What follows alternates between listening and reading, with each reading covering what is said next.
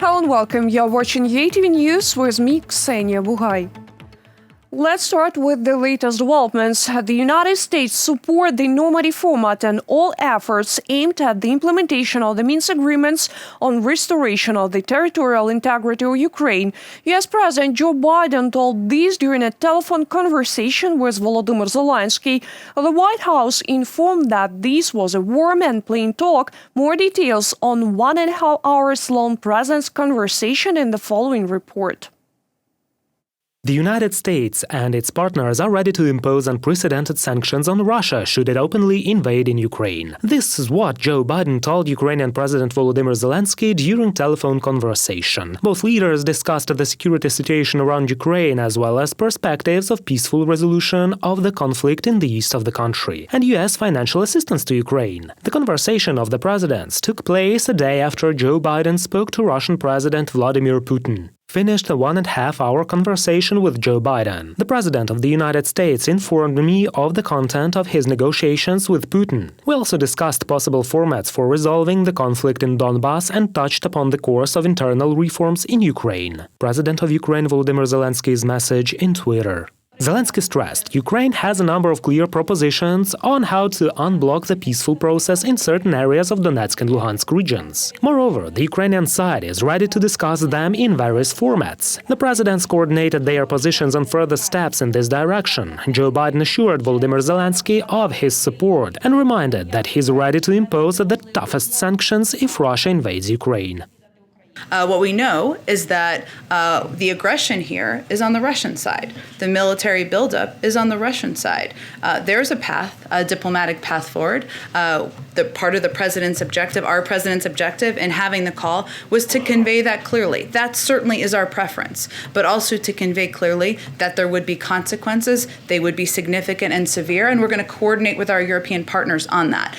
Meanwhile, Andriy Yermak, head of the Ukrainian president's office, said that the leaders agreed that no decision concerning Ukraine will be taken without Ukraine. It goes, first of all, about Ukraine's decision to join the NATO. Ukraine is a sovereign independent state, and the decision depends only on Ukraine and NATO members. President Biden was sincere in his warnings about the consequences for the Kremlin should it take a decision to aggravate the situation along the Ukrainian borders, up to open invasion in the territory of Ukraine. The United States and Joe Biden has been very clear about that, and its partners are ready to impose unprecedented sanctions if it happens.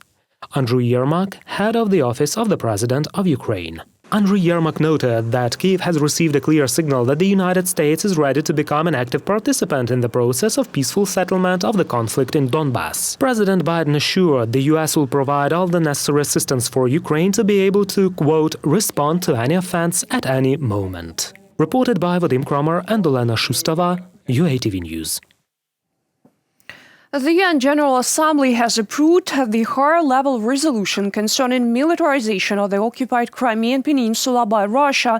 Ukraine's Foreign Minister Dmytro Kuleba told this and specified that the document provides a considerable support for the Crimean platform, calls on Russia to stop redeployment of weapons to the peninsula and to restore peaceful navigation in the Black and Azov Seas. Dmytro Kuleba also said that London had not only heard Ukraine when Kyiv offered to develop a comprehensive package of means to deter Russia, but also became one of the leaders of this process. Our correspondent will tell you more. In spite of the fact that meetings held by the Ukrainian foreign minister were mostly dedicated to business, almost everyone was interested in the issue of Ukraine's security. In particular, the question was how Ukraine is going to protect itself should Russia attack. On all levels, London continues to clearly communicate unacceptability of any aggressive action by Russia and toughness of consequences for the Kremlin. Secondly, London plays a leading role in preparation of sanctions regarded as transatlantic. That is, the US and the UK prepare them on the one side and the EU on the other. And thirdly, we can also mention the military assistance for Ukraine to enhance our defense capabilities. Answering the question what would Ukraine do if Russia resorts to open offense and tries to bring its troops to the territory of Ukraine, the minister said that we have enough resources to withstand the aggression and that we do not expect anyone to fight for us. We do not expect that the United States will send their boots on the ground, as I said. But we do expect deepened military and defense cooperation, not only with the United States, but also with other countries. Again, Ukraine is a country that learned how to respect itself. It's a painful process, took us some decades, but I think we have good reasons to be respected. And one of those reasons is the Ukrainian army. So we know how to fight. We do not need foreign troops fighting for us.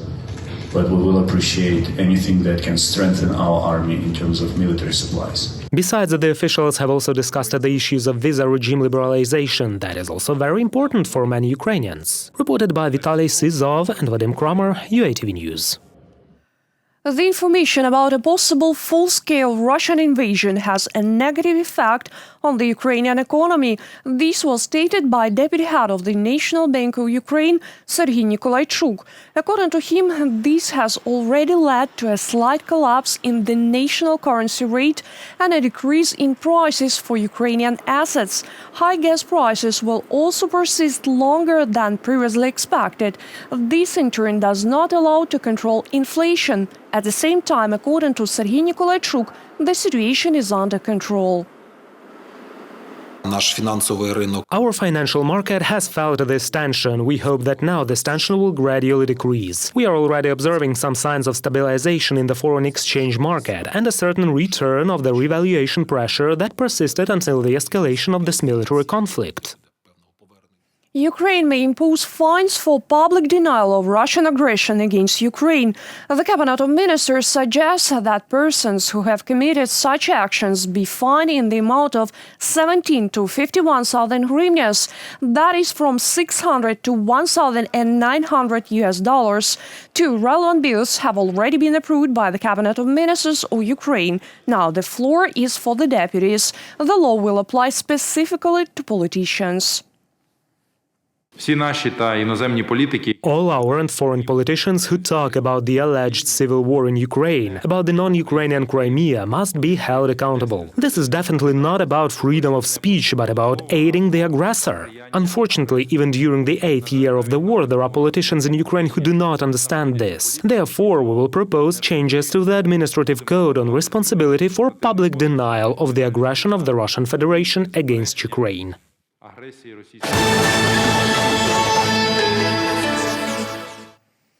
The first concession Autobahn in Ukraine will be built next year. It will allow unloading ordinary highways, they say in the government. The Cabinet of Ministers has already approved a bill that will simplify the implementation of such infrastructure projects.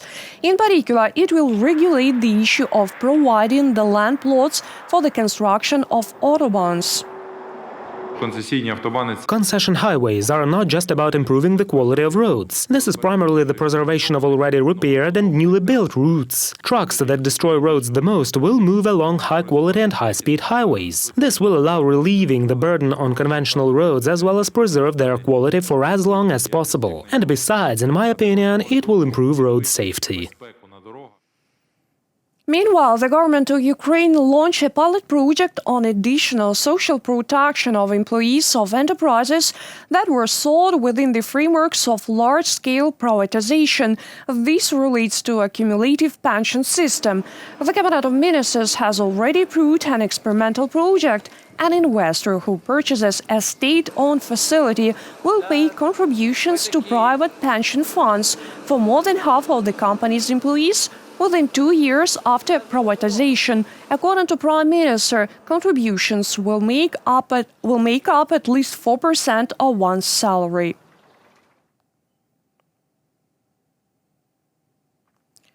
Economic passports will be issued to newborn Ukrainians as early as 2023. This initiative by President Zelenskyy should be a long-term program. Payments will be made annually to the accounts of children until they reach the age of majority. According to Deputy Head of the President's Office, Rostislav Shurma, the money will not be frozen. To save this money from inflation, the country will invest it in domestic government bonds, and this is more than 11% of annual income. All changes can be tracked through the DIA State Services application.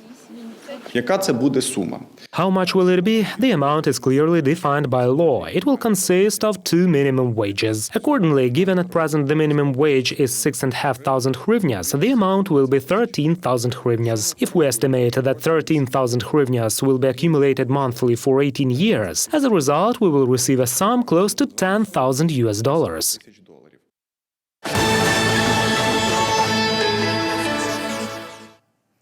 How not to fall from the hook of a cyber criminal and protect one's initial data.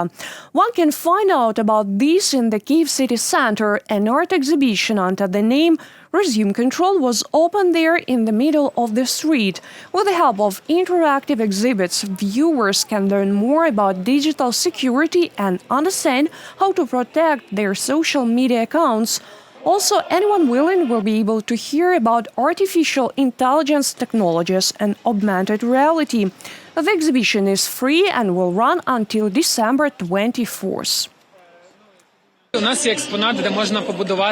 We have exhibits where you can create a hype deadline and learn a little about how the media manipulate our emotions so that we follow the links. Or one can learn many different concepts in the alphabet of media literacy within the exhibit. For example, what is a narrative or a deepfake, or one can listen to short interviews of media experts. A peacock made of metal zippers, penguins in love from a pair of old boots, a piglet made of heels. These and other products are created by the shoemaster from Mariupol. His friends call him an artist shoemaker and take children to the workshop on excursions. The master has already made several hundred unusual works. He dreams of making his own exhibition and a masterclass for everyone. Our correspondents have also visited the Shoemaker's Gallery. Это мастер сам сделал? Had the craftsman done it himself? It's very nice. He certainly has a talent. I'm not worried about my shoes anymore. This cute little monster became the first in the collection of unusual works by shoemaker Volodymyr. The craftsman recalls that inspiration first came to him 11 years ago. After the shoe was repaired, some spare materials remained, which the man used to throw away. But then he saw a snout in a worn-out heel and eyes, and that is how a piglet appeared. Later, he made a couple of penguins in love from the old and necessary shoes. This was a pair of ankle boots. I turned them inside out, glued some parts here and there, and they became, as I call them, some kind of ducko penguins. Whatever one calls them. They are a boy and a girl. The first pieces were made and then the other followed. Now, the master says, he has already lost count of his crafts. Each new idea is embodied in funny images. They are positive and carry happy emotions. Круто. Nice, it's a talent. I'm out of words. Everything is very original. Everything is very nice. I do like it. The shoemaker's box looks like an animator's or prop man's workshop. Next to shoes and boots, there are peacocks, fish, monsters, and dinosaurs. And fewer space remains for them in a small workshop. Those are not all I made. They say some poets write for themselves, and I create for myself. This is a soul, let's say, remnants of the soul, and these are in-step supports if someone understands what that means. Here are teeth. I took some glue and made teeth. The craftsman does not sell his works. He presents them to friends. Now the man is working on another unusual piece. He doesn't reveal the secret or idea, but promises that it will be a New Year's surprise for his family and friends. Reported by Vadim Kramer and Nadia Sukhorukova, UATV News. That was our final story. More updates on our official website, YouTube, Facebook and Twitter pages. Stay healthy and take care of yourselves.